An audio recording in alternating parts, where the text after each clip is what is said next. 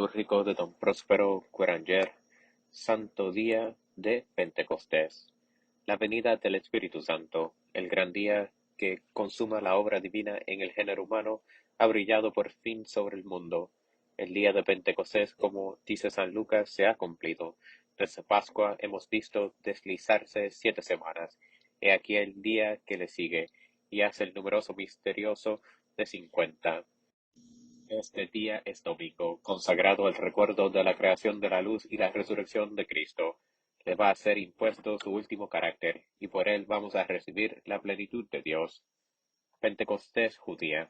En el reino de las figuras el Señor marcó ya la gloria del 50º día. Israel había tenido, bajo los auspicios del Cordero Pascual, su paso a través de las aguas del Mar Rojo. 7 semanas se pasaron en este desierto que debía conducir a la tierra de promisión. Y el día que sigue a las 7 semanas fue aquel en que quedó sellada la alianza entre Dios y su pueblo. Pentecostés, día 50, fue marcado por la promulgación de los 10 mandamientos de la ley divina. Y este gran recuerdo quedó en Israel con la conmemoración anual de tal acontecimiento. Pero así como la Pascua, también Pentecostés era profético. Debía haber un segundo Pentecostés para todos los pueblos, como hubo una segunda Pascua para el rescate del género humano. Para el Hijo de Dios, vencedor de la muerte, la Pascua con todos sus triunfos, y para el Espíritu Santo, Pentecostés, que le vio entrar como legislador en el mundo, puesto en adelante bajo la ley. Pentecostés cristiana. Pero, ¿qué diferencia entre las dos fiestas de Pentecostés? La primera, sobre los riscos salvajes de Arabia entre truenos y relámpagos, intimando una ley grabada en 2 tablas de piedra. La segunda en Jerusalén, sobre la cual no ha caído aún la maldición, porque hasta ahora contiene las primicias del pueblo nuevo sobre el que debe ejercer su imperio el espíritu de amor. En este segundo Pentecostés el cielo no se ensombrece, no se oyen los estampidos de los rayos, los corazones de los hombres no están petrificados de espanto como la falda del Sinaí, sino que laten bajo la impresión del arrepentimiento y acción de gracias. Se ha apoderado de ellos un fuego divino, y este fuego abrazará la tierra entera. Jesús había dicho, he venido a traer fuego a la tierra, y que quiero sino que se encienda. Ha llegado la hora, y el que en Dios es amor, la llama eterna e increada, descienda del cielo para cumplir la intención misericordiosa del Emanuel.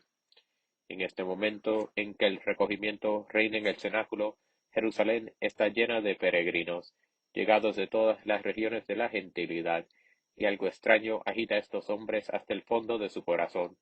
Son judíos venidos para la fiesta de Pascua y de Pentecostés, de todos los lugares donde Israel ha ido a establecer sus sinagogas, Asia, África, Roma incluso, suministran todo este contingente, mezclado con los judíos de pura raza.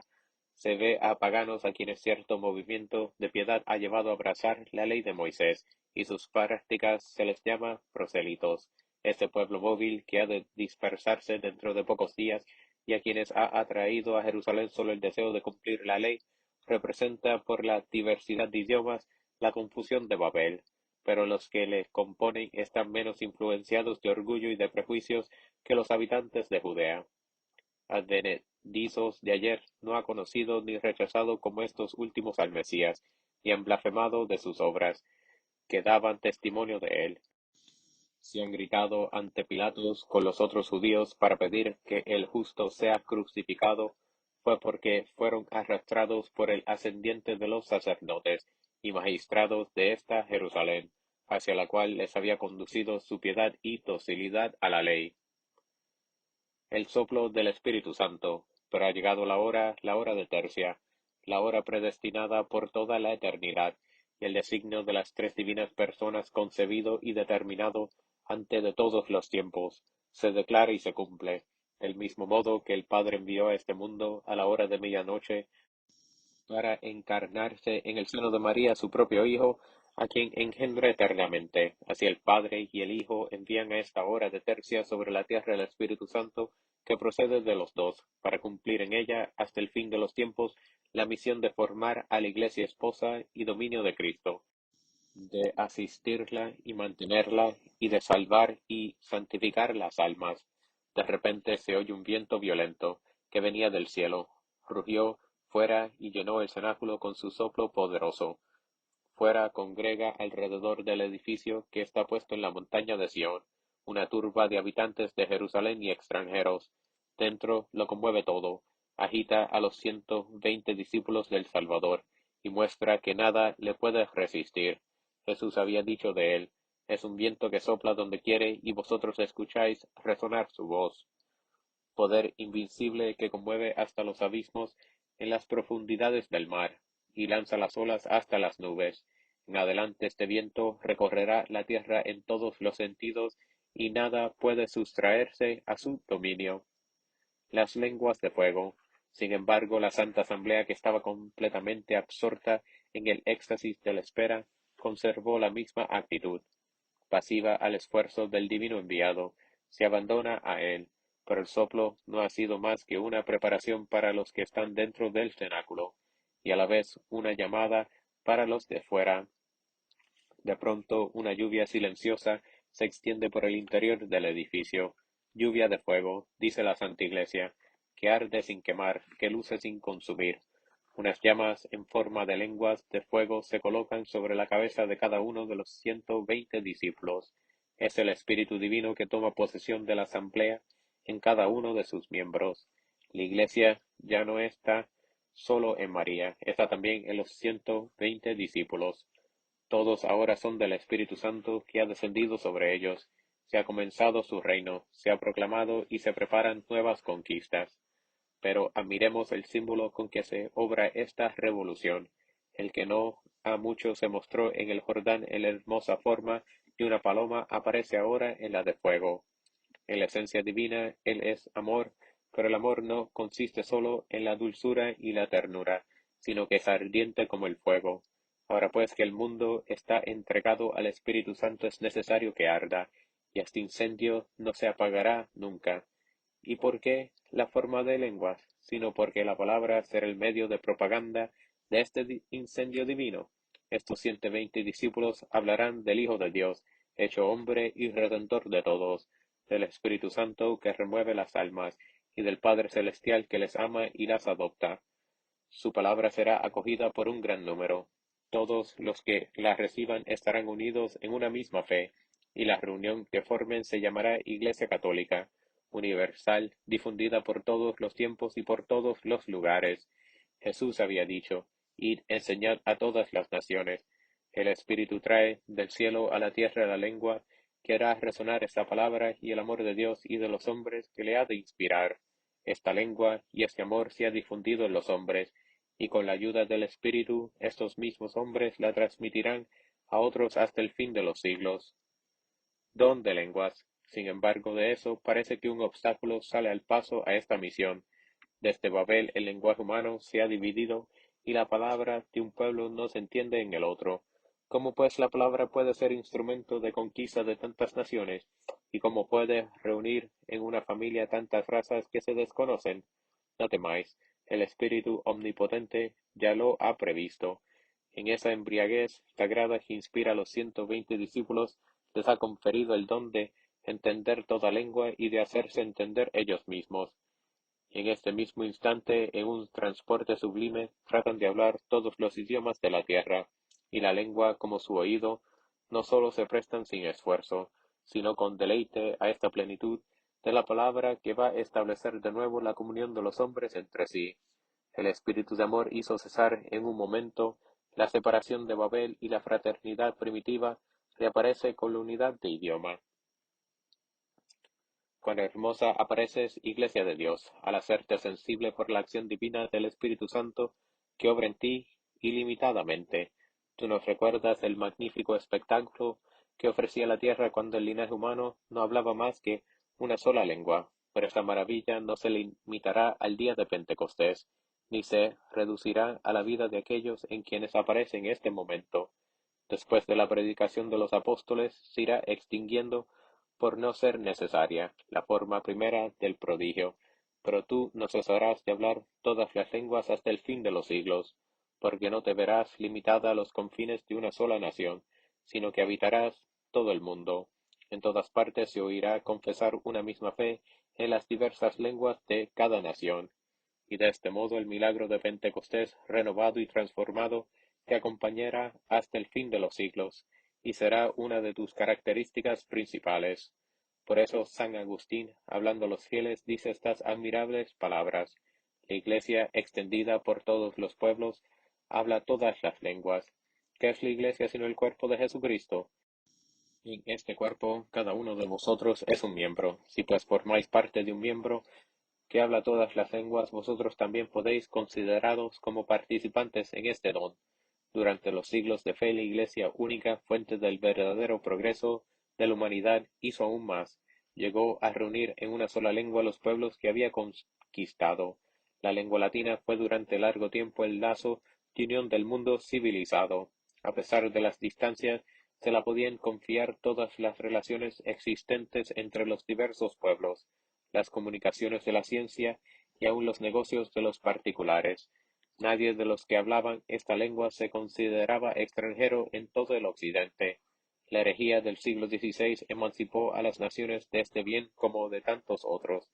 Europa, dividida durante largo tiempo, busca sin encontrarlo este centro común que únicamente la Iglesia y su lengua podían ofrecerle. Pero volvamos al cenáculo, cuyas puertas aún no se han abierto, y contemplemos de nuevo las maravillas que en él hace el Espíritu de Dios. María en el cenáculo. Nuestra mirada se dirige instintivamente hacia María. Ahora más que nunca, la llena de gracia, podría parecer que después de los dones inmensos prodigados en su concepción inmaculada, después de los tesoros de santidad que derramó en ella la presencia del Verbo encarnado durante los 9 meses que le llevó en su seno, después de los socorros especiales que recibió para obrar y sufrir unida a su Hijo en la obra de la redención, después de los favores con que Jesús la enriqueció, después de la gloria de la resurrección, el cielo había agotado la medida de los dones con que podía enriquecer a una simple criatura, por elevada que estuviese en los planes eternos de Dios. Todo lo contrario, una nueva misión comienza ahora para María. En este momento nace de ella la Iglesia. María acaba de dar a luz a la esposa de su Hijo, y nuevas obligaciones la reclaman. Jesús solo ha partido para el cielo, la ha dejado sobre la tierra para que inunde con sus cuidados maternales este su tierno fruto. Qué emocionante y qué gloriosa es la infancia de nuestra amada Iglesia, recibida en los brazos de María, alimentada por ella, sostenida por ella desde los primeros pasos de su carrera en este mundo. Necesita pues la nueva Eva, la verdadera madre de los vivientes, un nuevo momento de gracias para responder a esta misión. Por eso es el objeto primario de los favores del Espíritu Santo. Él fue quien la fecundó en otro tiempo para que fuese la madre del Hijo de Dios. En este momento la hace madre de los cristianos. El río de la gracia, como dice David, inunda con sus aguas a esta ciudad de Dios que la recibe con regocijo. El Espíritu de amor cumple hoy el oráculo de Cristo al morir sobre la cruz. Había dicho, señalando al hombre: mujer, he ahí a tu hijo. Ha llegado el tiempo y María ha recibido con una plenitud maravillosa esta gracia maternal que comienza a ejercer desde hoy y que la acompañará aún sobre su trono de reina hasta que la Iglesia se haya desarrollado suficientemente y ella pueda abandonar esta tierra, subir al cielo y ceñir la diadema esperada. Contemplemos la nueva belleza que aparece en el rostro de quien el Señor ha dotado de una segunda maternidad. Esta belleza es la obra maestra que realiza en este día el Espíritu Santo. Un fuego celeste abraza a María, y un nuevo amor se enciende en su corazón. Se halla por entero ocupada en la misión para la cual ha quedado sobre la tierra. La gracia apostólica ha descendido sobre ella. La lengua de fuego que has recibido no hablará en predicaciones públicas, pero hablará a los apóstoles, les guiará y les consolará en sus fatigas. Se expresará con tanta dulzura como fuerza al oído de los fieles que sentirán una atracción irresistible hacia aquella a quien el Señor ha colmado de sus gracias, como una leche generosa. Dará a los primeros fieles de la Iglesia la fortaleza que les hará triunfar en los asaltos del enemigo, y arrancándose de su lado, irá Esteban a abrir la noble carrera de los mártires. Los apóstoles. Consideremos ahora el colegio apostólico. ¿Qué ha sucedido después de la venida del Espíritu Santo? a estos hombres a quienes encontrábamos ya tan diferentes de sí mismos después de las relaciones tenidas durante 40 días con su Maestro? ¿No sentís que han sido transformados, que un ardor divino les arrebata, y que dentro de breves instantes se lanzarán a la conquista del mundo? Ya se ha cumplido en ellos todo lo que les había anunciado su Maestro. Realmente ha descendido sobre ellos el poder del Altísimo, a armarlos para el combate.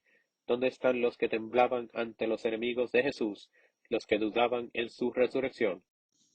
La verdad que les ha predicado su Maestro parece clara a su inteligencia. Ven todo, comprenden todo. El Espíritu Santo les ha infundido la fe en el grado más sublime, y arden en deseos de derramar esta fe por el mundo entero. Lejos de temer, en adelante están dispuestos a afrontar todos los peligros, predicando a todas las naciones el nombre y la gloria de Cristo, como Él se lo había mandado. Los discípulos. En segundo plano aparecen los discípulos, menos favorecidos en esta visita que los 12 príncipes del colegio apostólico, pero inflamados como ellos del mismo fuego. También ellos se lanzarán a conquistar el mundo y fundarán numerosas cristiandades. El grupo de las santas mujeres también ha sentido la venida de Dios manifestada bajo la forma del fuego. El amor que las detuvo al pie de la cruz de Jesús y que las condujo las primeras al sepulcro la mañana de Pascua, ha aumentado con nuevo fervor. La lengua de fuego que se ha posado sobre ellas las hará elocuentes para hablar de su Maestro a los judíos y gentiles. Los judíos. La turba de los judíos que oyó el ruido que anunciaba la venida del Espíritu Santo se reunió ante el cenáculo.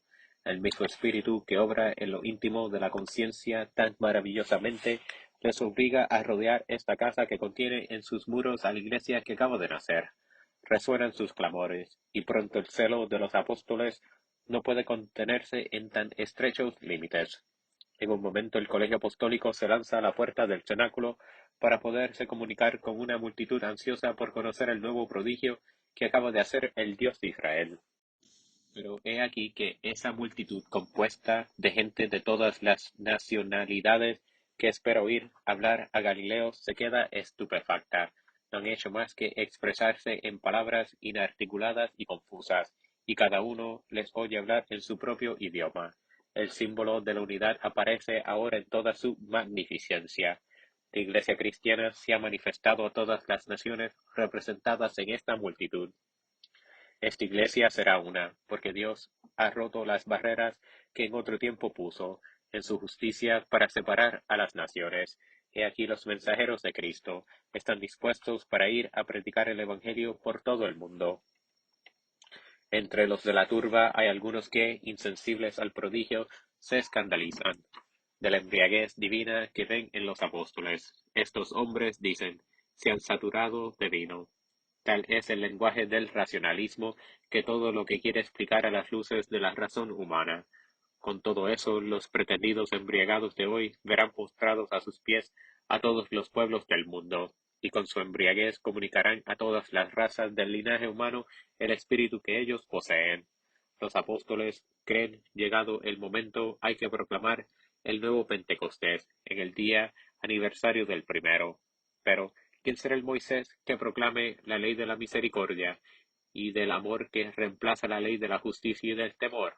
El divino Emanuel, que antes de subir al cielo le había designado, será Pedro, el fundamento de la Iglesia. Ya es hora de que toda esa multitud le vea y le escuche. Va a formarse el rebaño. Pero es necesario que se muestre el pastor. Escuchemos al Espíritu Santo que va a expresarse por su principal instrumento, en presencia de esta multitud asombrada y silenciosa. Todas las palabras que profiere el apóstol, aunque habla solamente una lengua, le escuchan sus oyentes de cualquier idioma o país que sean. Solamente este discurso es una prueba inequívoca de la verdad y divinidad de la nueva ley. El discurso de Pedro. Varones judíos, exclamó, y habitantes todos de Jerusalén, oíd y prestad atención a mis palabras. No están estos borrachos, como vosotros suponéis, pues es la hora de tercia, y esto lo que predijo el profeta Joel, y sucederá en los últimos días, dice el Señor, que derramaré mi espíritu sobre toda carne, y profetizarán vuestros hijos y vuestras hijas, y vuestros jóvenes verán visiones, y vuestros ancianos soñarán sueños, y sobre mis siervos y sobre mis siervas derramaré mi espíritu, y profetizarán. Varones israelitas, escuchad estas palabras. Jesús de Nazaret, varón probado por Dios entre vosotros con milagros, prodigios y señales que Dios hizo por él en medio de vosotros, como vosotros mismos sabéis. A este, entregado según los designios de la presencia de Dios, le alzasteis en la cruz, y le disteis muerte por mano de infieles. Pero Dios, rota de las ataduras de la muerte, le resucitó, por cuanto no era posible que fuese dominado por ella. Pues David dice de él, mi carne reposará en la esperanza, porque no permitirás que tu santo experimente la corrupción del sepulcro. David no hablaba de sí propio, puesto que murió y su sepulcro permanece aún entre nosotros. Anunciaba la resurrección de Cristo, el cual no ha quedado en el sepulcro ni su carne ha conocido la corrupción. A este Jesús le resucitó Dios, de lo cual todos nosotros somos testigos, exaltado a la diestra de Dios, y recibida del Padre la promesa del Espíritu Santo, lo derramó sobre toda la tierra, como vosotros mismos veis y oís. Tened pues por cierto, hijos de Israel, que Dios le ha hecho Señor y Cristo, a este Jesús a quien vosotros habéis crucificado. Así concluyó la promulgación de la nueva ley por boca del nuevo Moisés. ¿No habrían de recibir las gentes el don inestimable de este segundo Pentecostés, que disipaba las sombras del antiguo y que realizaba en este gran día las divinas realidades? Dios se revelaba, y como siempre lo hacía con un milagro. Pedro recuerda los prodigios con que Jesús daba testimonio de sí mismo, de los cuales no hizo caso la sinagoga. Anuncia la venida del Espíritu Santo y como prueba alega el prodigio inaudito que sus oyentes tienen ante sus ojos, en el don de lenguas concedido a todos los habitantes del cenáculo. Las primeras conversiones. El Espíritu Santo, que se cernía sobre la multitud, continúa su obra, fecundando con su acción divina el corazón de aquellos predestinados. La fe nace y se desarrolla en un momento en estos discípulos del Sinaí, que se habían reunido de todos los rincones del mundo para una Pascua y un Pentecostés que en adelante serán estéril, llenos de miedo y de dolor por haber perdido la muerte del justo, cuya resurrección y ascensión acaban de confesar. Estos judíos de todo el mundo exclaman ante Pedro y sus compañeros, hermanos, ¿qué debemos hacer? Admirable disposición para recibir la fe, el deseo de creer y la resolución firme de conformar sus obras con lo que crean. Pedro continúa su discurso. Haced penitencia, les dice, y bautizaos todos en el nombre de Jesucristo, y también vosotros participaréis de los dones del Espíritu Santo. A vosotros se os hizo la promesa, y también a los gentiles, en una palabra a todos aquellos a quienes llama el Señor. Con cada una de las palabras del nuevo Moisés se va borrando el antiguo Pentecostés, y el Pentecostés cristiano brilla cada vez con una luz más espléndida. El reino del Espíritu Santo se ha inaugurado en Jerusalén ante el templo que está condenado a derrumbarse sobre sí mismo. Pedro habló más, pero el libro de los Hechos no recoge más que estas palabras que resonaron como el último llamamiento a la salvación. Salvaos, hijos de Israel, salvaos esta generación perversa. En efecto, tenían que romper con los suyos, merecer por el sacrificio la gracia del nuevo Pentecostés, pasar de la sinagoga a la iglesia. Más de una lucha tuvieron que soportar en sus corazones, pero el triunfo del Espíritu Santo fue completo en este primer día. 3.000 personas se declararon discípulos de Jesús y fueron marcados con el sello de la divina adopción. Oh Iglesia del Dios vivo, qué hermosos son tus progresos con el soplo del Espíritu Divino. En primer lugar, has residido en la Inmaculada Virgen María, la llena de gracia y Madre de Dios. Tu segundo paso te dota de 120 discípulos, y aquí que en el tercero son 3.000 los elegidos. Nuestros padres en la fe abandonarán pronto Jerusalén, que cuando vayan a sus países serán las primicias del nuevo pueblo. Mañana hablará Pedro en el mismo templo, y a su voz se proclamarán discípulos de Jesús, más de 5.000 personas. Salve, oh Iglesia de Cristo, la noble última y creación del Espíritu Santo, que militas aquí en la tierra, al mismo tiempo que triunfas en el cielo. Oh Pentecostés, día sagrado de nuestro nacimiento, tú abres con gloria la serie de siglos que recorrerá la esposa de Cristo. Tú nos comunicarás el Espíritu de Dios que viene a escribir la ley que regirá a los discípulos de Jesús. No sobra la piedra, sino sobra los corazones. Oh Pentecostés promulgado en Jerusalén, pero que pronto extenderás tus beneficios a los pueblos de la gentilidad. Tú vienes a cumplir las esperanzas que despertó en nosotros el misterio de Epifanía. Los magos venían de Oriente, y nosotros le seguimos a la cuna del niño Jesús, pero sabíamos que también llegaría nuestro día. Tu gracia, Espíritu Santo, nos había empujado hacia Belén, pero en este Pentecostés que proclama tu imperio con tanta energía, tú nos llamas a todos. La estrella se ha transformado en lenguas de fuego, y la faz de la tierra se renovará. Haz que nuestro corazón conserve los dones que nos has traído, estos dones que nos han destinado al Padre y el Hijo que te enviaron. El misterio de Pentecostés. No es extraño que la Iglesia haya dado tanta importancia al misterio de Pentecostés como el de Pascua, dada la importancia de que se goza en la economía del cristianismo. La Pascua es el rescate del hombre por la victoria de Cristo. En Pentecostés el Espíritu Santo toma posesión del hombre rescatado. La ascensión es el misterio intermediario. Por una parte consuma el misterio de Pascua, constituyendo al hombre Dios vencedor de la muerte y cabeza de sus fieles, a la diestra de Dios Padre. Por otra, determina el envío del Espíritu Santo sobre la tierra. Este envío no podía realizarse antes de la glorificación de Jesucristo, como nos dice San Juan, y numerosas razones alegadas por los santos padres nos ayudan a comprenderlo. El Hijo de quien, en unión con el Padre, procede el Espíritu Santo. En la esencia divina, debía enviar personalmente también a este mismo Espíritu sobre la tierra. La misión exterior de una de las divinas personas no es más que la consecuencia y manifestación de la producción misteriosa y eterna que se efectúa en el seno de la divinidad. Así pues al Padre no le envían ni el Hijo ni el Espíritu Santo, porque no procede de ellos. Al Hijo le envía el Padre, porque éste le engendra desde la eternidad. El Padre y el Hijo envían al Espíritu Santo porque éste procede de ambos. Pero, para que la misión del Espíritu Santo sirviese para dar mayor gloria al Hijo, no podía realizarse antes de la entronización del Verbo encarnado en la diestra de Dios. Además, era en extremo glorioso para la naturaleza humana que en el momento de ejecutarse esta misión estuviese indisolublemente unido a la naturaleza divina en la persona del Hijo de Dios, de modo que se pudiese decir con verdad que el hombre Dios envió al Espíritu Santo sobre la tierra.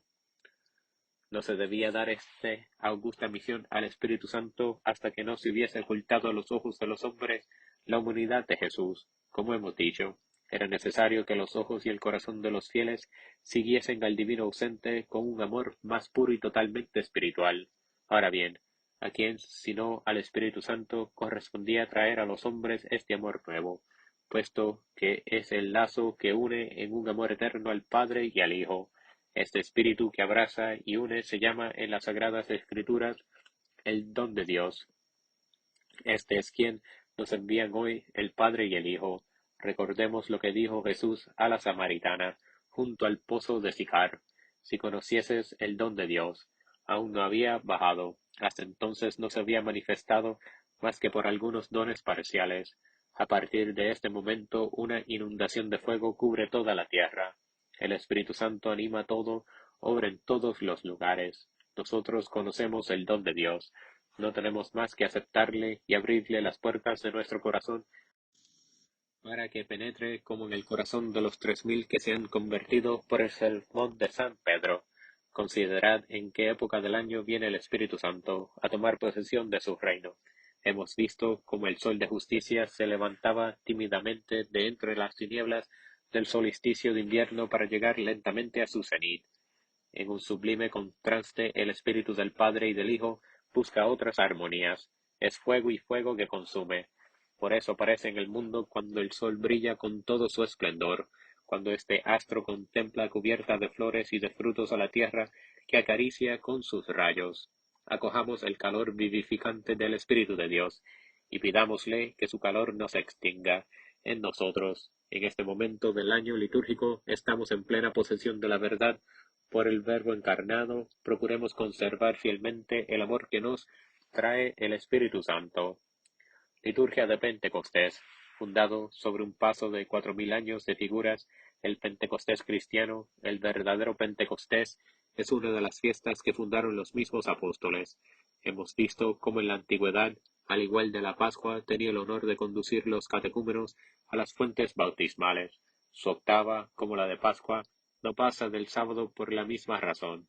El bautismo se administraba en la noche del sábado al domingo, y para los neófitos comenzaba esta fiesta con la ceremonia del bautismo. Como los que eran bautizados en Pascua vestían túnicas blancas y las disponían el sábado siguiente, que se consideraba como el día octavo. En la Edad Media se dio a la fiesta de Pentecostés el nombre de Pascua de las Rosas.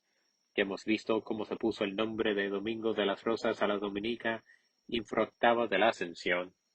El color rojo de la rosa y su perfume recordaban a nuestros padres las lenguas de fuego que descendieron en el cenáculo sobre los 120 discípulos, como los pétalos deshojados de la rosa divina que derramaba el amor y la plenitud de la gracia sobre la iglesia naciente. Esto es lo que nos recuerda la liturgia al escoger el rojo durante toda su octava, durando de mente en su racional tan precioso para conocer los usos litúrgicos de aquel tiempo, nos dice que durante el siglo XIII en nuestras iglesias se soltaban algunas palomas durante la misa, las cuales revolteaban sobre los fieles en recuerdo de la primera manifestación del Espíritu Santo en el Jordán, y además se arrojaban desde la bóveda estopa encendida y rosas en recuerdo de su segunda manifestación en el cenáculo. En Roma la estación tenía lugar en la Basílica de San Pedro. Justo era que la Iglesia honrase al Príncipe de los Apóstoles, cuya elocuencia trajo a la Iglesia 3000 discípulos. Tercia. La Iglesia celebra hoy Tercia, con solemnidad especial con el fin de ponernos en comunicación más íntima con los dichosos habitantes del cenáculo. Incluso escogió esta hora para celebrar durante ella el santo sacrificio, al cual preside el Espíritu Santo con todo el poder de su operación. Esta hora, que corresponde a las 9 de la mañana según nuestro modo de contar, se caracteriza además por una invocación al Espíritu Santo, formulada en el himno de San Ambrosio, pero hoy no es el himno ordinario el que dirige la Iglesia al Paráclito, es el cántico Veni Creator, que nos ha llegado el siglo IX y compuso, según la tradición, el mismo Carlomagno. El pensamiento de enriquecer el oficio de tercia en el día de Pentecostés pertenece a San Hugo, abad de Cluny, que vivió en el siglo XI, práctica que incluso la Iglesia romana la ha aceptado en su liturgia. Y aquí viene que aun en las iglesias en las cuales no se celebra el oficio canónico, se canta al menos el Veni Creator antes de la misa de Pentecostés. En esta hora tan solemne se recoge el pueblo fiel entre los acordes inspirados de este himno tan tierno al mismo tiempo que impresionante. Adora y llama al Espíritu de Dios. En este momento se cierne sobre todos los templos cristianos y desciende sobre el corazón de aquellos que le esperan con fervor. Digámosle que necesitamos de su presencia y pidámosle que permanezca en nuestro corazón para no alejarse jamás de él. Mostrémosle nuestra alma sellada con su carácter indeleble en el bautismo y confirmación. Roguémosle que cuide de su obra. Somos suyos. Dígnese él hacer en nosotros lo que le pedimos, pero que nuestros labios lo digan con sinceridad. Y acordémonos que para recibir y conservar el Espíritu de Dios hay que renunciar al mundo, porque Jesús ha dicho, no podéis servir a dos señores. Ha llegado el momento de celebrar el santo sacrificio. La Iglesia, llena del Espíritu Santo, va a pagar el tributo de su agradecimiento, ofreciendo la víctima que nos ha merecido tal don por su inmolación. El introito resuena con un esplendor y una melodía sin par. Raras veces se eleva el canto gregoriano a tal entusiasmo. Las palabras contienen un oráculo del libro de la sabiduría que se cumple hoy en nosotros.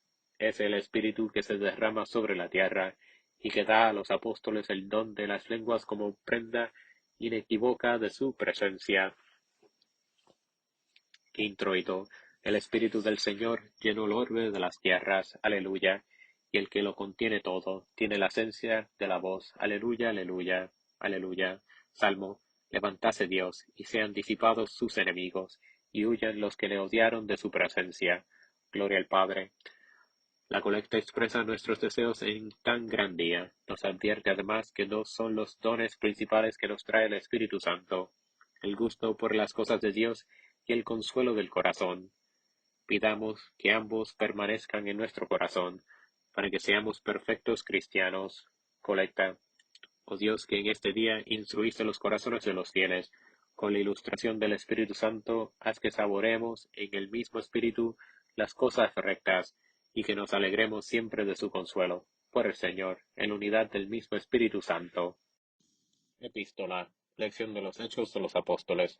Al cumplirse los días de Pentecostés, estaban todos los discípulos juntos en el mismo lugar, y vino de pronto un ruido del cielo, como de viento impetuoso, y llenó toda la casa donde estaban sentados, y se les aparecieron lenguas repartidas como de fuego, y se sentó sobre cada uno de ellos, y fueron todos llenados del Espíritu Santo, y comenzaron a hablar en varias lenguas, como el Espíritu les hacía hablar.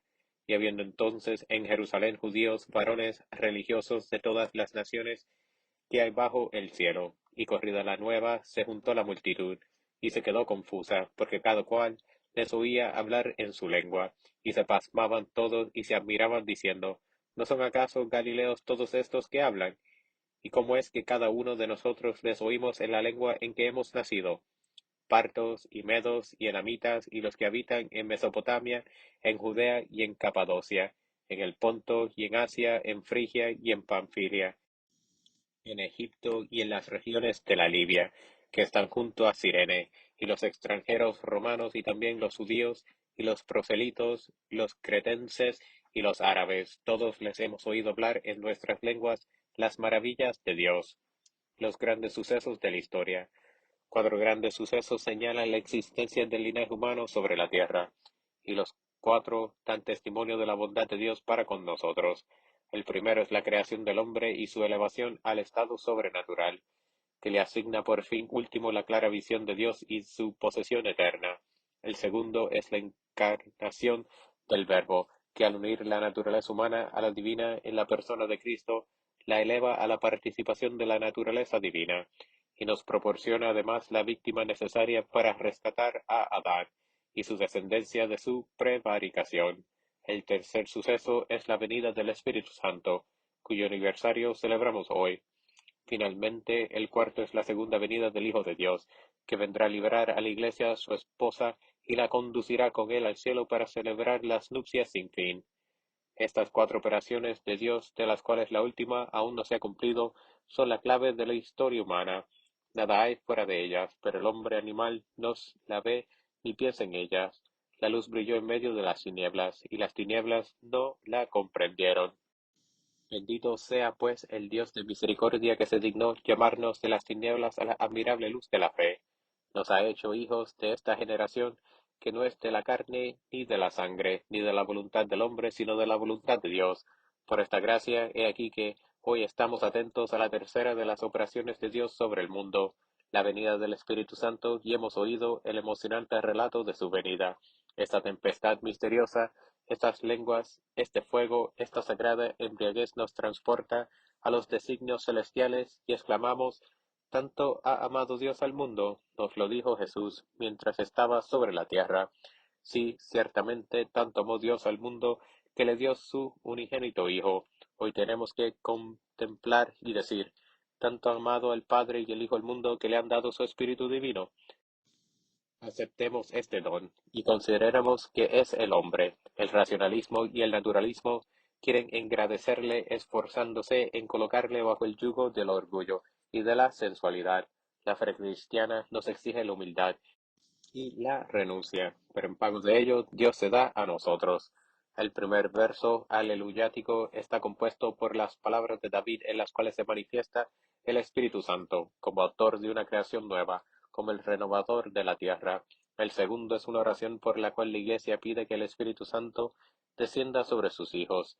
Se reza siempre de rodillas. Aleluya, aleluya, aleluya. Envía tu Espíritu y serán creados y renovarás la faz de la tierra. Aleluya. Aquí se arrodilla. Ven Espíritu Santo, llena los corazones de tus fieles y enciende en ellos el fuego de tu amor.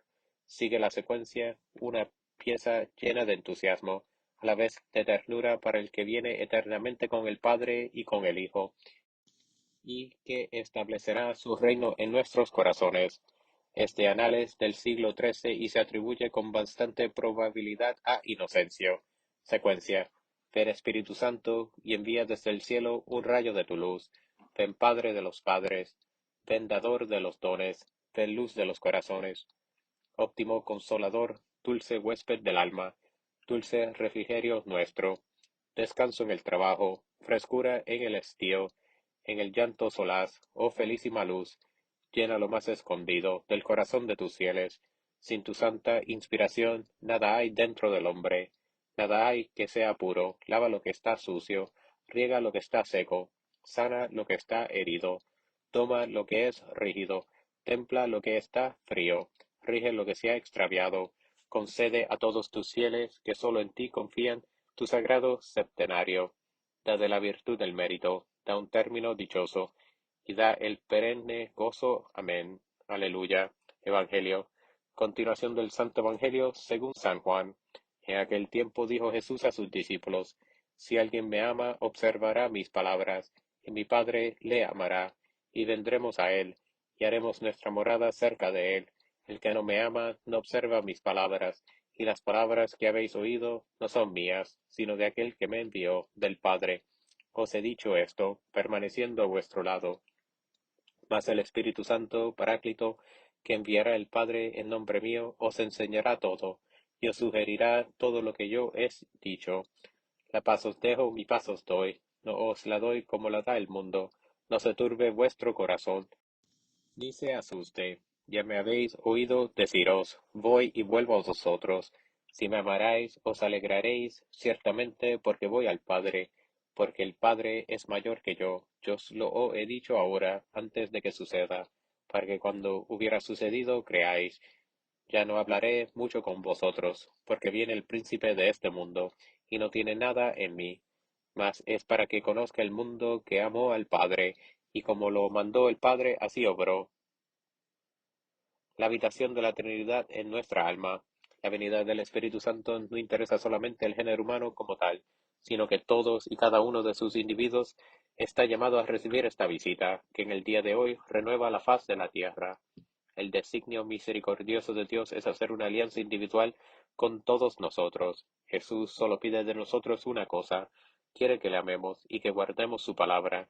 Con tal condición, Él nos promete que su Padre nos amará y vendrá con Él a habitar en nosotros. Pero no es esto todo. Nos anuncia además la venida del Espíritu Santo, el cual por su presencia contemplará la habitación de Dios en nosotros. La augusta Trinidad hará como otro cielo de esta pobre morada, esperando que seamos transportados después de esta vida a la mansión, en la cual podamos contemplar a nuestro huésped divino, Padre, Hijo y Espíritu Santo, que tanto han amado a esta criatura humana.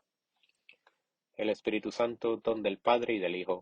Jesús nos enseña más en este pasaje sacado del discurso que pronunció a sus discípulos después de la cena, que el Espíritu Santo que desciende hoy sobre nosotros es un don del Padre, pero del Padre en nombre del Hijo, del mismo modo que en otro lugar dice Jesucristo, que Él es quien enviará al Espíritu Santo. Estos modos diferentes de expresión muestran la relación que hay entre los dos primeras personas en la Santísima Trinidad y el Espíritu Santo. Este Espíritu Divino es del Padre, pero también del Hijo. El Padre le envía, pero también el Hijo le envía, porque procede de ambos como de un solo principio. En este día de Pentecostés nuestro agradecimiento lo mismo se ha de dirigir al Padre que al Hijo, porque el don que nos viene del cielo nos viene de ambos. Desde la eternidad engendró el Padre al Hijo, y cuando llegó la plenitud de los siglos le envió al mundo como su mediador y salvador. Desde la eternidad el Padre y el Hijo produjeron al Espíritu Santo, y en la hora señalada le enviaron a la tierra para ser entre los hombres el principio de amor, como lo es entre el Padre y el Hijo. Jesús nos dice que la misión del Espíritu es posterior a la del Hijo, porque convenía que los hombres fuesen iniciados en la verdad por Él, que es la sabiduría. En efecto, no habrían podido amar a quien no conocían.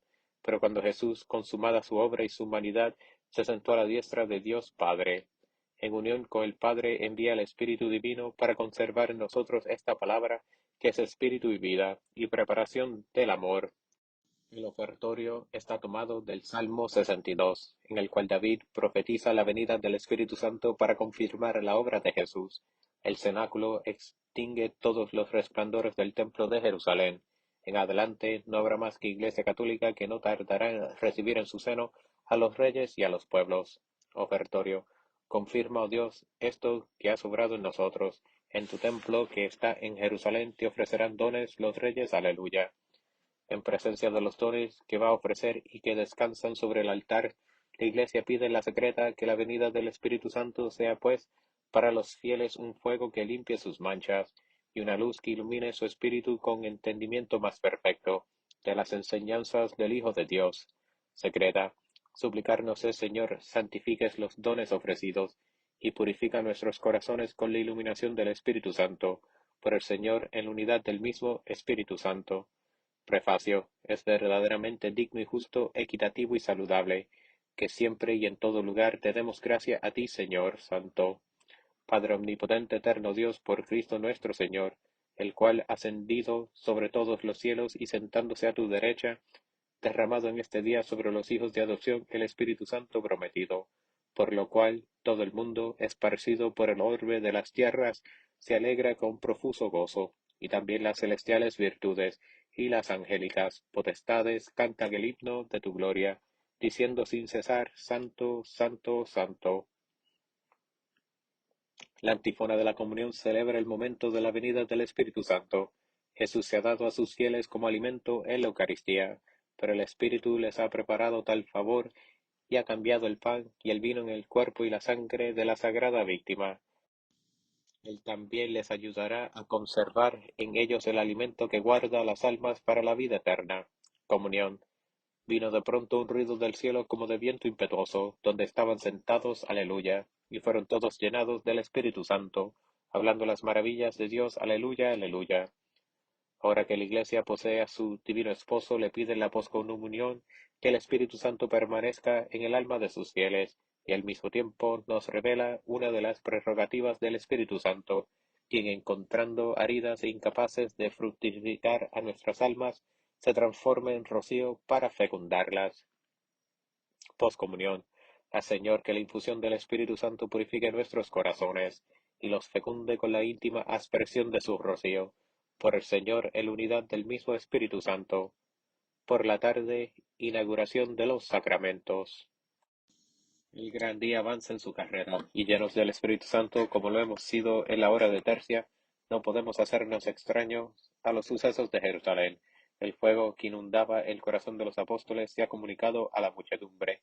El pesar de haber crucificado al Señor de la gloria ha domado el orgullo de estos judíos que acompañaron a Jesús en el camino del dolor, insultándole y maldiciéndole.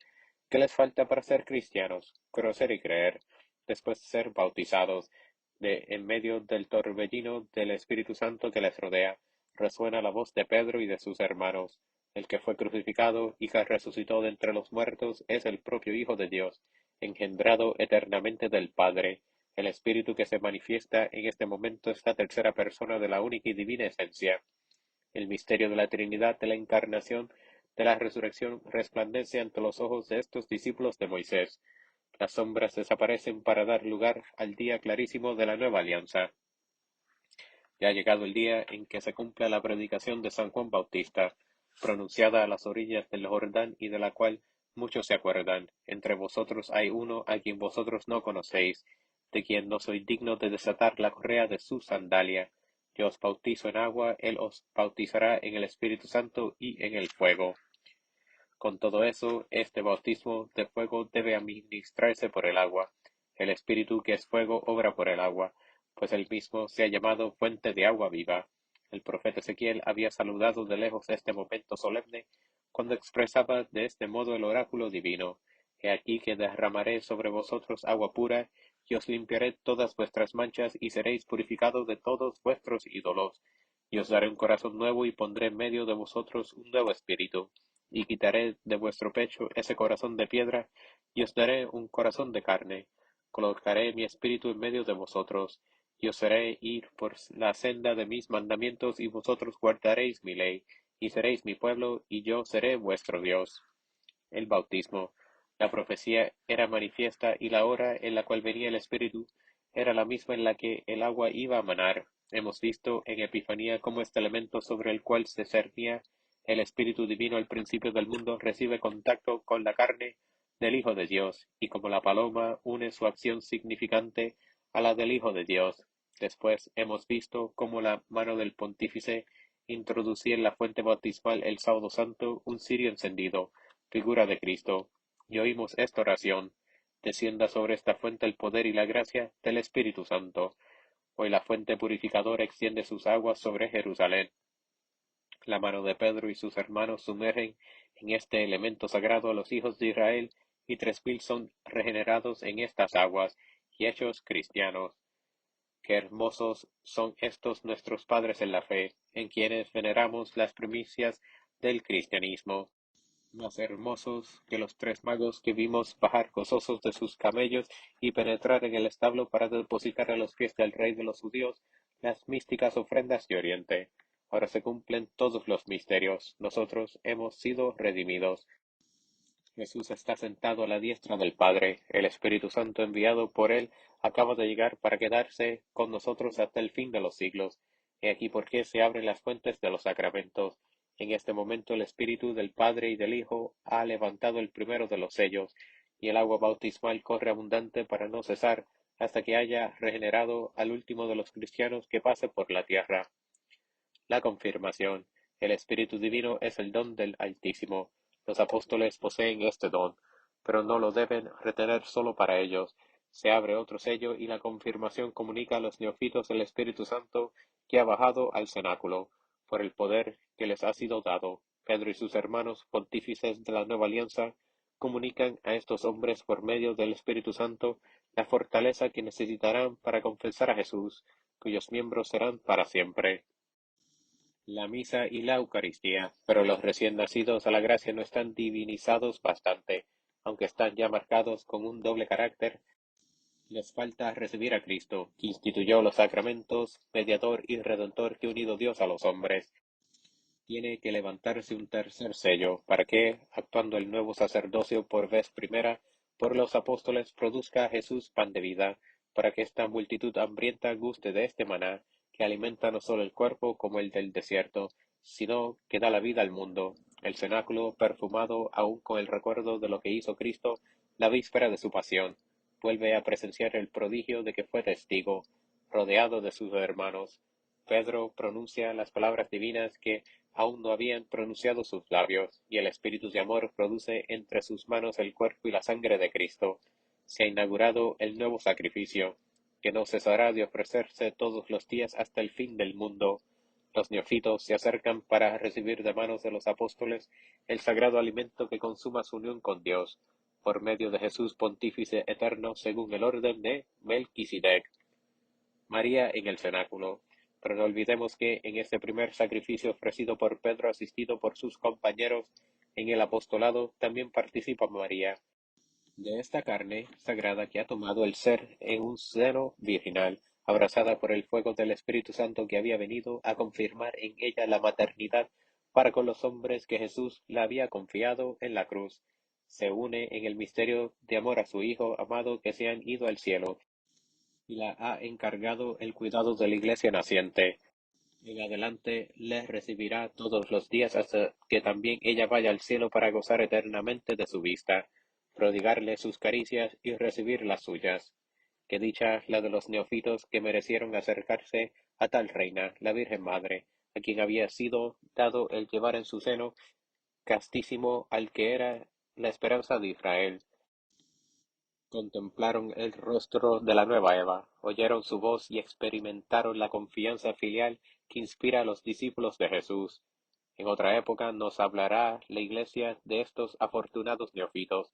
No hacemos aquí más que recordar su dicha para demostrar cuán grande fue este día que vio el comienzo de la Iglesia. La jerarquía eclesiástica queda constituida en Pedro, vicario de Cristo, en los apóstoles y demás discípulos escogidos por Jesús. La semilla de la palabra divina fue echada en buena tierra. El agua bautismal regeneró lo más escogido de Israel. El Espíritu se les comunicó con sus fortalezas. El Verbo les alimentó con su carne, que es verdadera comida, y con su sangre, que es verdadera bebida, y María les recibió en sus brazos maternales cuando acababan de nacer. Los dones del Espíritu Santo. Debemos exponer durante toda esta semana las diversas operaciones del Espíritu Santo en la Iglesia y en el alma fiel, pero es preciso anticipar desde hoy las enseñanzas que hemos de presentar. 7 días se nos han dado para estudiar y conocer el don supremo que el Padre y el Hijo han querido enviarnos, y el Espíritu que produce de ambos se manifiesta de 7 formas a las almas. Es pues justo que cada uno de los días de esta semana esté consagrado a honrar y escoger este septenario de beneficios por el que deben realizarse nuestra salvación y nuestra santificación. Los 7 dones del Espíritu Santo son 7 energías que se digna depositar en nuestras almas, cuando se introduce en ellas por la gracia santificante. Las gracias actuales ponen en movimiento simultánea o separadamente estos poderes divinamente infundidos en nosotros, y el bien sobrenatural y meritorio de la vida eterna es producido con el consentimiento de nuestra voluntad. El profeta Isaías, guiado por inspiración divina, nos ha dado a conocer estos 7 dones en aquel pasaje en que, al describir la acción del Espíritu Santo sobre el alma del Hijo de Dios hecho hombre, al cual nos lo representa como la flor salida del tallo virginal que nace del tronco de Jesé, nos dice: sobre él descansará el Espíritu del Señor, el Espíritu de sabiduría y de entendimiento, el de consejo y el de fortaleza, el Espíritu de ciencia y de piedad. Le llenará el Espíritu de temor de Dios. Nada más misterioso que estas palabras, pero se prevé que lo que estas palabras expresan no es una simple enumeración de los caracteres del Espíritu Divino, sino más bien la descripción de los efectos que realiza en el alma humana. Así lo ha entendido la tradición cristiana, expuesta en los escritos de los antiguos padres y formulada por la teología. La sagrada humanidad del Hijo de Dios encarnado es el tipo sobrenatural de la nuestra, y lo que el Espíritu Santo obró en ella para santificarla debe en proporción tener lugar en nosotros. Puso en el Hijo de María las 7 energías que describe el profeta. Los mismos dones están reservados al hombre regenerado. Se debe notar la progresión que se manifiesta en su serie. Isaías puso primero el espíritu de sabiduría y concluye con el temor de Dios. La sabiduría es, en efecto, como veremos, la más alta de las prerrogativas a que puede estar elevada el alma humana, mientras que el temor de Dios, según la profunda expresión del salmista, no es más que el principio y el bosquejo de esta divina cualidad.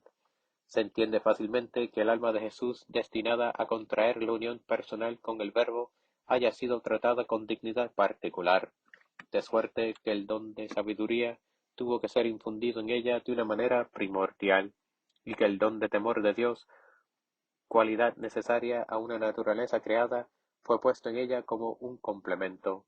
Para nosotros, al contrario, frágiles e inconstantes, el temor de Dios es la base de todo el edificio, y por él nos elevamos de grado en este grado hasta sabiduría que une con Dios, en orden inverso al que Isaías puso para el Hijo de Dios encarnado. El hombre sube a la perfección mediante los dones del Espíritu Santo, que le fueron dados en el bautismo y restituidos en el sacramento de la reconciliación, si tuvo la desgracia de perder la gracia santificante por el pecado mortal. Admiremos con profundo respeto el augusto septenario que se halla impreso en toda la obra de nuestra salvación y de nuestra santificación. 7 virtudes hacen al alma agradable a Dios. Por los 7 dones el Espíritu Santo la encamina a su fin. 7 sacramentos la comunican los frutos de la encarnación y de la redención de Jesucristo. Finalmente, después de las 7 semanas de Pascua, el Espíritu es enviado a la tierra para establecer y consolidar en ella el reino de Dios. No nos admiremos de que Satanás haya tratado de parodiar sacrilegiosamente la obra divina, oponiendo el horroroso septenario de los pecados capitales por los cuales procura perder al hombre que Dios quiere salvar. El don de temor. En nosotros el obstáculo para el bien es el orgullo. Esto nos lleva a resistir a Dios, a poner en fin en nosotros mismos, en una palabra, a perdernos. Solamente la humildad puede librarnos de peligro tan grande. ¿Quién nos dará la humildad? El Espíritu Santo, al derramar en nosotros el don de temor de Dios. Este sentimiento se asienta en la idea que la fe nos sugiere sobre la majestad de Dios, en cuya presencia somos nada. sobre su santidad infinita ante la cual somos indignidad y miseria, sobre el juicio soberanamente equitativo que debe ejercer sobre nosotros al salir de esta vida y al riesgo de una caída siempre posible, si faltamos a la gracia que nunca nos falta, pero a la cual podemos resistir. La salvación del hombre se obra pues en el temor y en el miedo, como enseña el apóstol, pero este temor, que es un don del Espíritu Santo, no es sentimiento vil que se limitaría a arrojarnos en el espantoso pensamiento de los castigos eternos. Nos mantiene en la confusión del corazón, aun cuando nuestros pecados fuesen perdonados hace mucho. Nos impide olvidar que somos pecadores, que todo lo debemos a la misericordia divina y que sólo somos salvos en esperanza. Ese temor de Dios no es un temor servil, es por el contrario la fuente de los más delicados sentimientos. Puede unirse con el amor porque es un sentimiento filial que detesta el pecado a causa del ultraje hecho a Dios, inspirado por el respeto a la que la majestad divina, por el sentimiento de su santidad infinita, pone a la criatura en su verdadero lugar. Y San Pablo nos enseña que, purificado de este modo, contribuye a completar la santificación.